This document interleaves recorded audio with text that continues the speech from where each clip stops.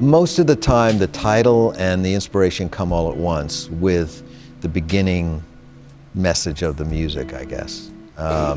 So sometimes a song kind of unfolds immediately, like the whole picture, and other times it might just be a phrase or a couple of chords.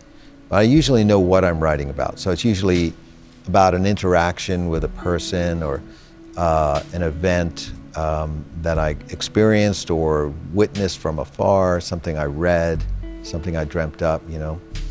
And I start writing down titles, paragraphs, drawing pictures, anything to keep me focused on that story and exclude every other story. The reason why I mention that is the curse of being able to play a lot is that you will play a lot.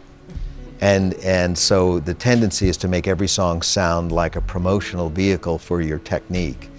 And that's great when you're trying to make a name for yourself, but it doesn't really help if you're trying to build a body of specific songs about specific things, you know.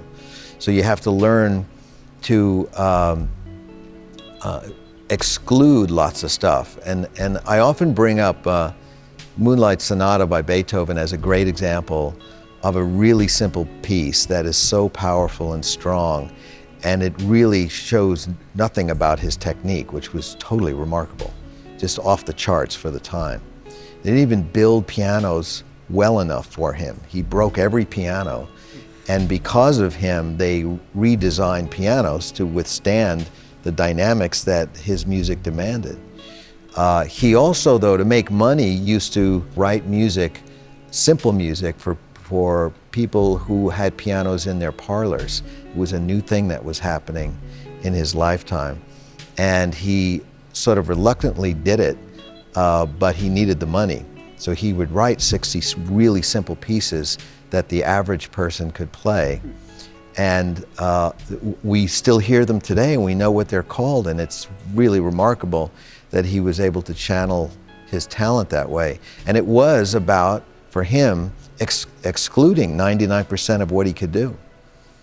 This is a guy that would laugh at his audience when they would weep because he played something so romantic or sensitive or sad, and he reveled in the fact that he could toy with people like that. I mean, he was on such a big level. So the exclusion process for me is really important.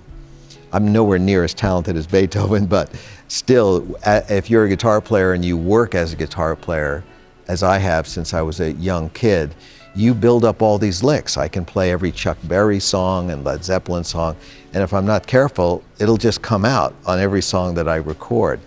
So I have to remind myself, what's this song about, and do these licks have any purpose, you know, to get the audience to feel this specific song?